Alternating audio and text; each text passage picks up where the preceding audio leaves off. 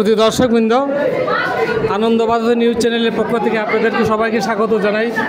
আমরা দেখাচ্ছি আপনাদেরকে হোপস টিউটোরিয়াল হোম। আজকে 14 নভেম্বর চিলড্রেন ডে উপলক্ষে এখানে প্রোগ্রাম চলছে।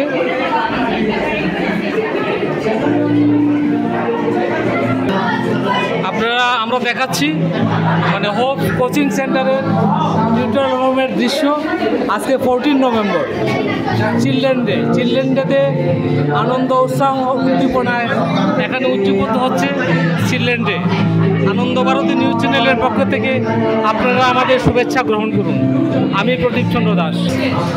আমি বিভিন্ন দেখাচ্ছি, পুরো কোচিং সেন্টারটাই দেখাচ্ছি। এখানে অনেক স্টুডেন্ট, শতাধিক স্টুডেন্ট আছে এই coaching centre, Hopes coaching centre.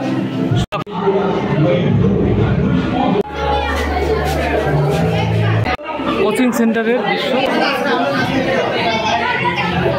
Bharati news চ্যানেলের পক্ষ থেকে আপনাদের সবাইকে স্বাগত জানাই।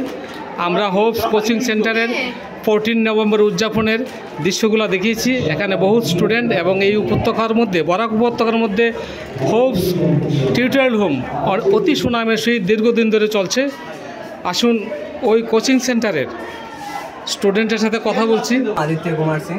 আর তোমার নাম? আমার নাম সত্যব্রত মজুমদার। হ্যাঁ, তোমার নাম? অভিষেক দাস।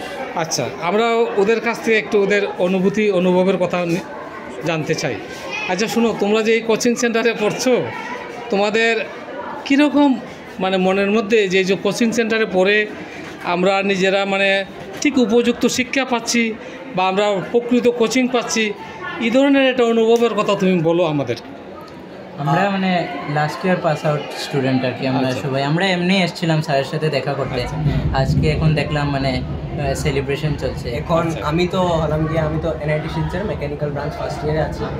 আর আমার হোপসের সাথে একটা আলাদা রকমের কানেকশন, কেন কি আমি 3 বছর এখানে পড়লাম। আমি ড্রপ ইয়ারেও এখানে স্যারদের কাছে গাইডেন্সটা নিয়েছিলাম।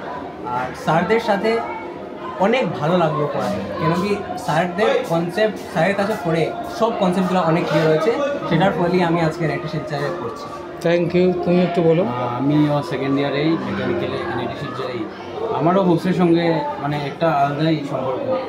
এখনও মানে যখনও কোনো প্রবলেম হবে, পার্সোনাল প্রবলেম বা পড়ার একাডেমিক্স, সবসময় স্যার আমাদের সঙ্গেই থাকে, সবসময়।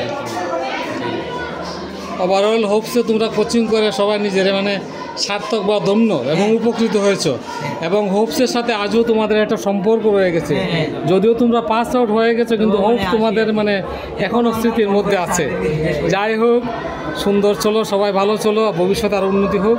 আনন্দ ভারতী নিউজ চ্যানেলের পক্ষ থেকে আপনাদেরকে সবাইকে স্বাগত জানাই। জয় হিন্দ।